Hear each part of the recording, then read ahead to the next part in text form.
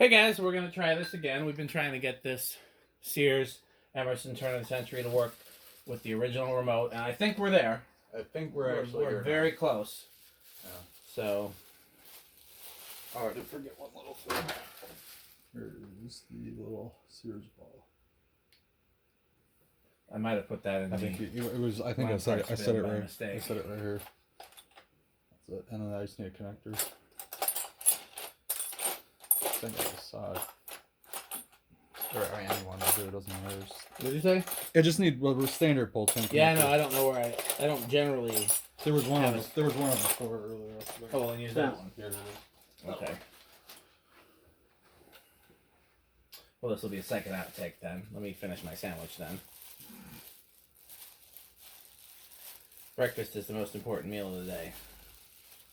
Especially at 8 p.m. I'm not going to judge. I've done that. Alright. I don't know if the pull chain is on or not. Is this live though? Mm-mm. Oh.